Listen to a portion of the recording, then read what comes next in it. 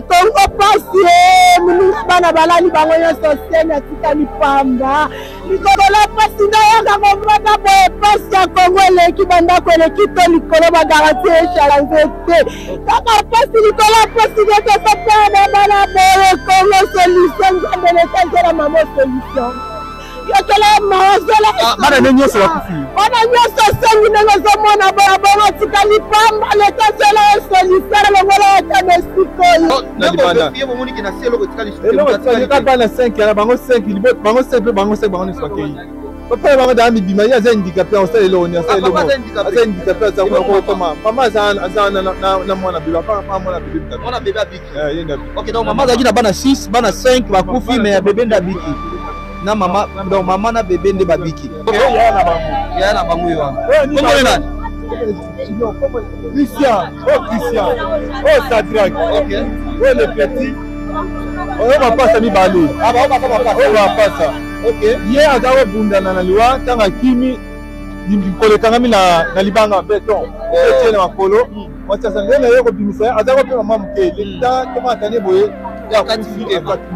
wana zana ba air ni tangu bandi osala intervention wana trois mais des fois makasi za na bureau localité na bise parce que espace nous le pas qu'on a construit awa aboya ki batonga aboya me bakavanda voilà conséquence nana ateka wa mapango to eza bureau localité na bise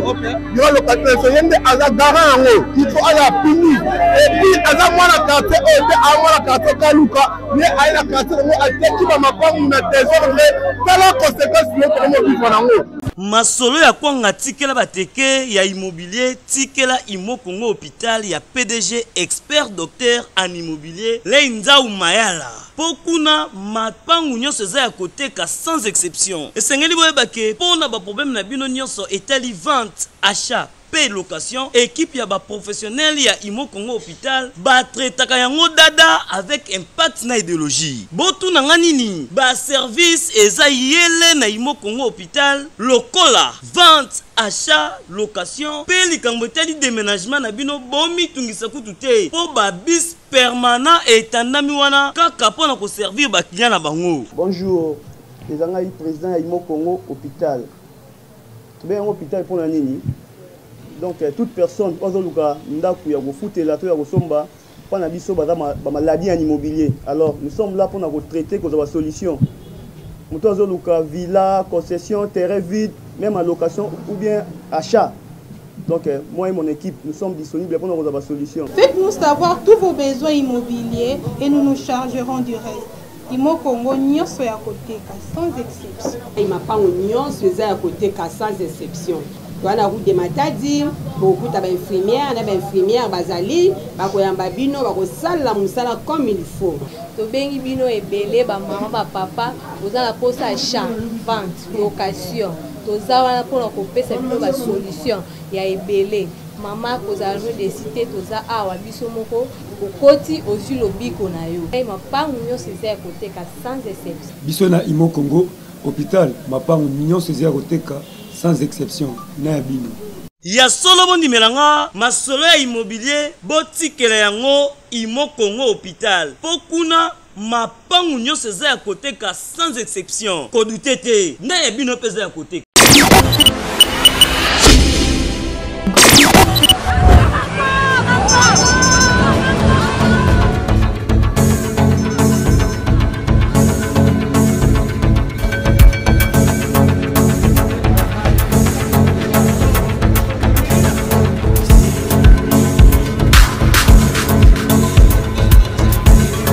Sur Cham Maloba officiel, merci pour votre confiance et fidélité. C'est toujours moi le vôtre, Grady Mouya, autrement dit le fils de la promesse. Nous avions un tour la Bible Moussala, Kakandengizalak. Alors, Tolamkina Tongo, le lot, nous avions mardi le 13 décembre 2022, Bengi Biso Mbango, na commune Yangaliema, précisément, na quartier Congo, na Kalabanda, Kobenga Yango, quartier Zaïre. Le lot est comme Bongo, quartier Congo, et pas Yoapi Bandeko, Batiki Biso, Kolandisa Mbulo, et Bandaki Bongo, Nangonga ya 1h du matin. Mbula déjà bandaki kobeta ndenge bande connexion ya Brazzaville ba mvula bandaki kobeta ebeti pena makasi kino kokoma na bangongo tozali ba 8h matanga ko continuer kaka. Alors ezana bandeko babungisi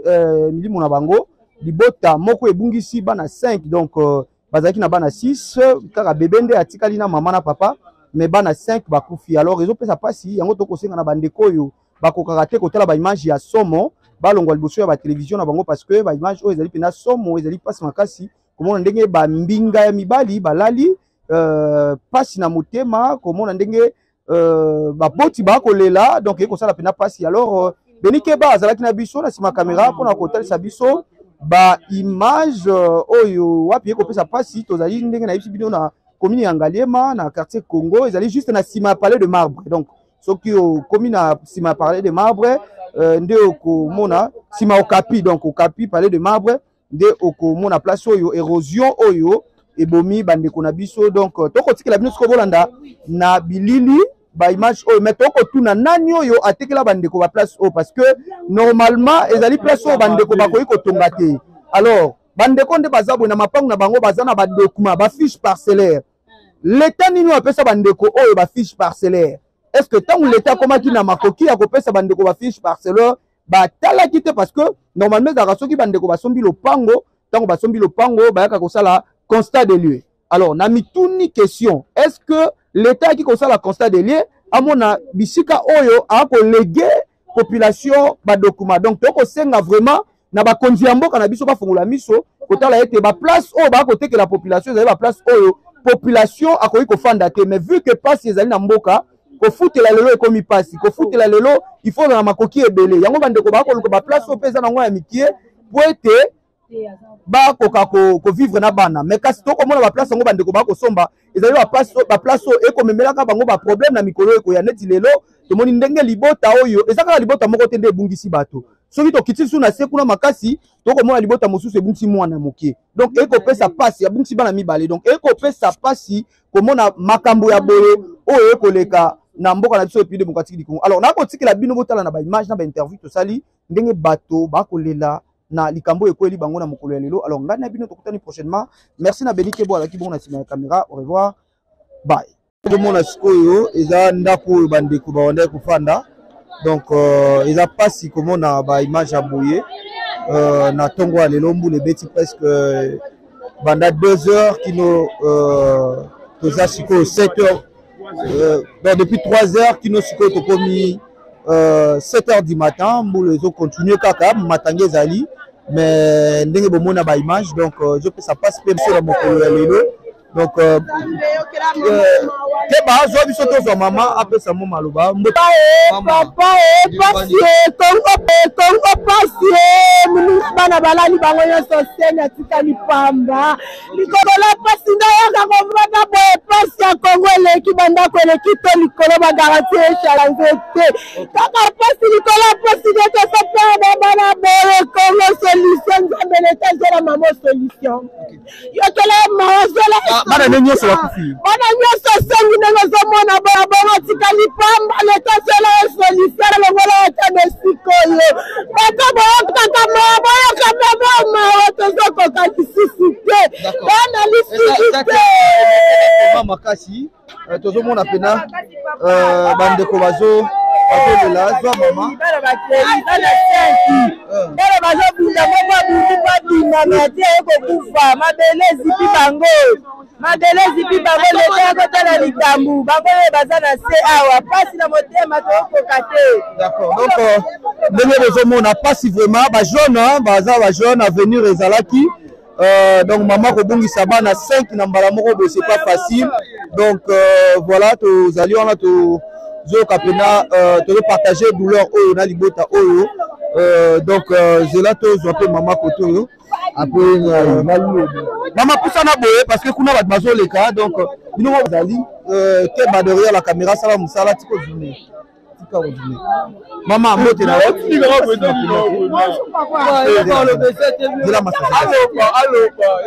mama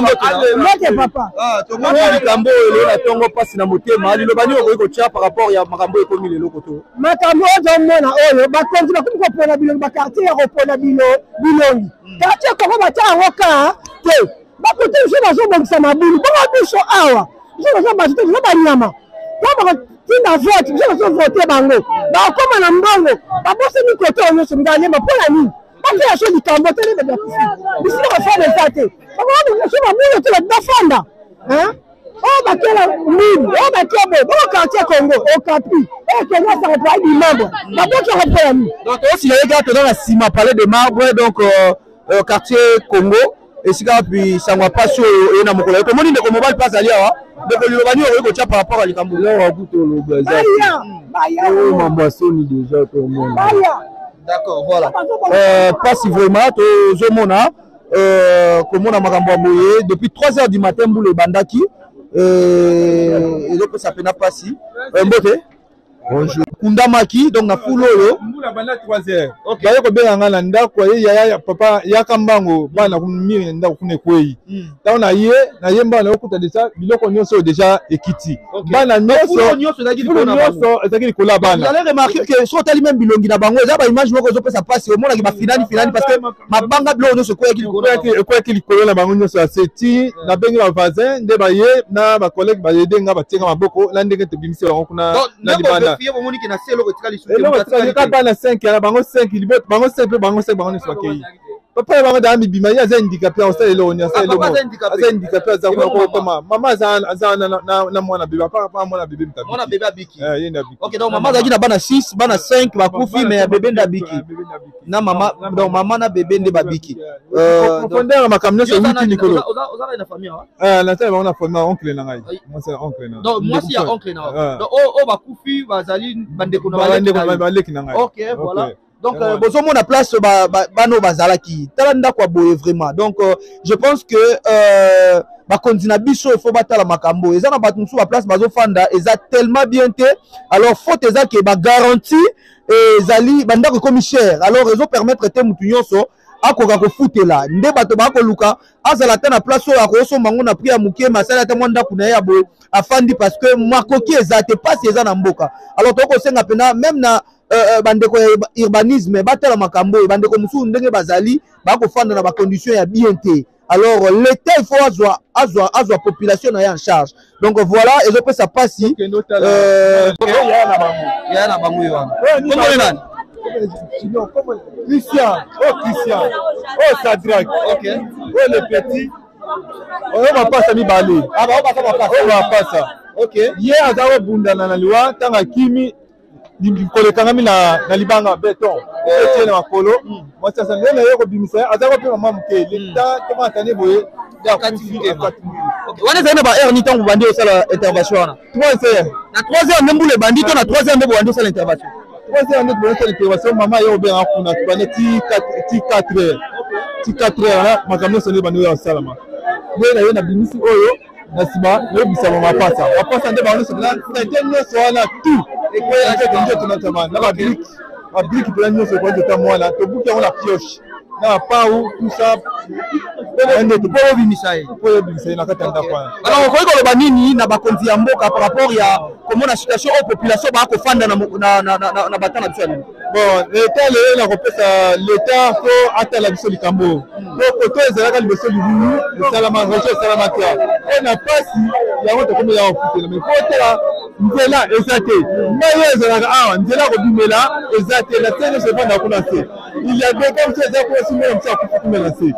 eza kuna apa baka mosusu eza na se kuna kita kuna se bomona ndeko mbote na yo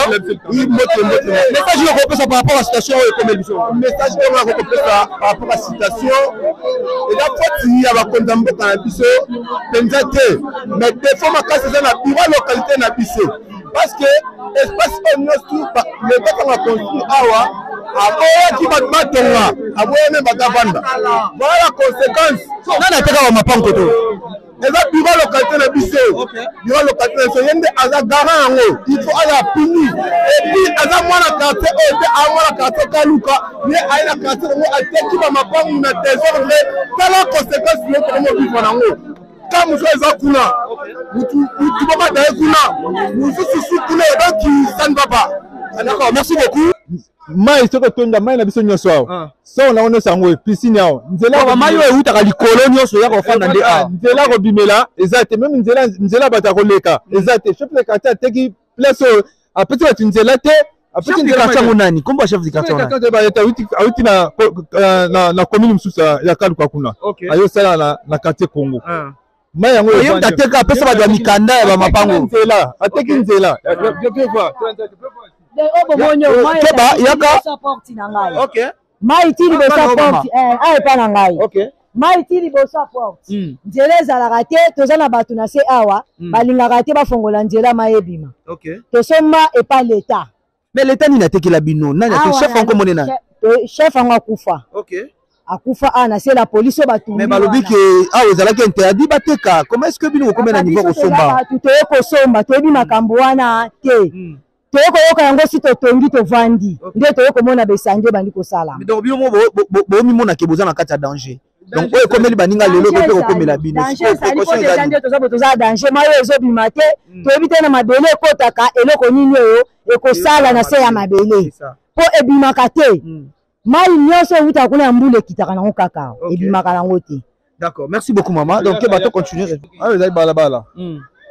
aza atangi mai nyonso evandi awa nzela ebimela kuna eza te mpona koleka eza te mpona koleka kuna mo eza te yango toyebi ke leta atalela biso likambo oyo mai oyo soro nango tala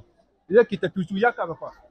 images donc bino mo boza komona omona donc toujours mai bato bako vivre koto bako vivre vraiment na insécurité bako vivre na ba danger moko yo